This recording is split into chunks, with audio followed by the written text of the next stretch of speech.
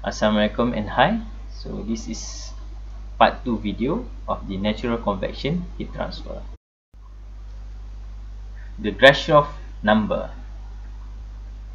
The governing equation of natural convection at the boundary condition can be non-dimensionalized, which is we will divide it into the same unit, so that it will be non-dimensionalized system.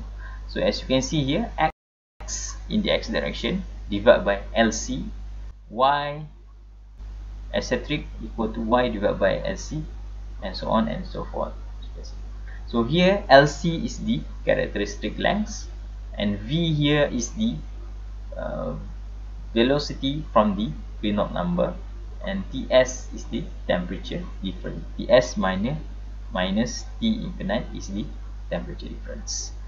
And by substituting into the momentum equation and simplifying, give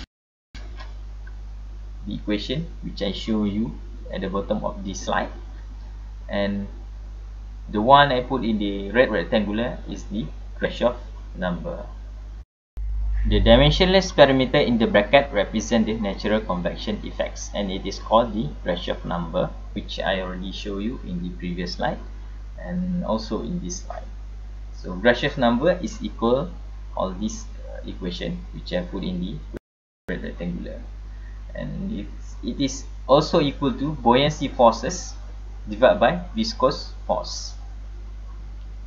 As you can see, there is a figure on your right hand side with the hot surfaces, and then we have a warm fluid with the buoyancy force which I put in the red color, and the viscous forces which are moving opposite of the buoyancy force. So this is the system of the cooling of a hot surface in the cold air or cold fluid. The flow regime in natural convection is governed by the Grashof number, where Grashof number larger than 10 to the power of 9, flow is turbulent. Grashof number GR.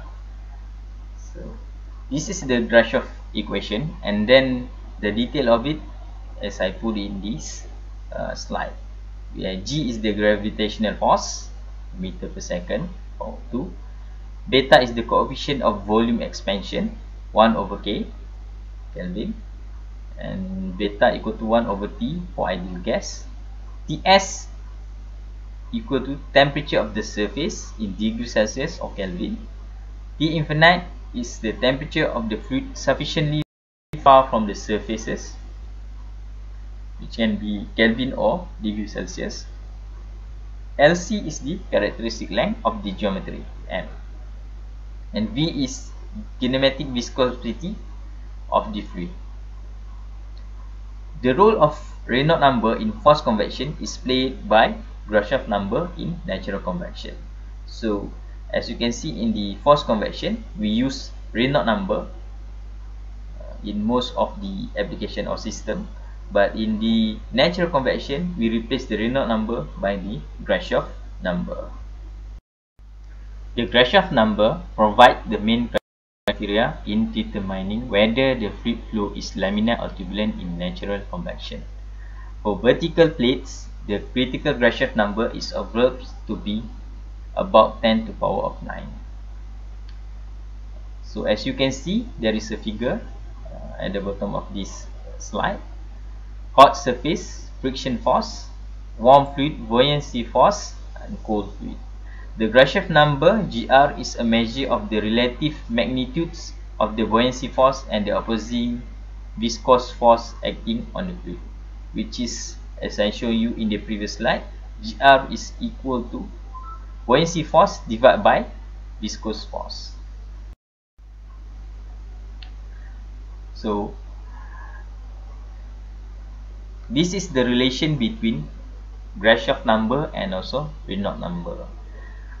As you can see in the figure A, natural convection, Grashof number divided by Reynolds number power of 2 is extremely large than 1, then this is the natural convection. And then we have a B, which is forced convection. The criteria is the Grashof number divided by Reynolds number power of 2 is extremely smaller than 1. So this is considered as the forced convection. And then we have another system which is mixed convection, where the Grashof number divided by Reynolds number power of 2 is almost equal to 1. So we should consider both the Grashof number, both the natural convection and also the forced convection. Okay, there is a note here: the relative importance of convection heat transfer regime for flow near a hot sphere. This is the end of part 2 for natural convection. Thank you.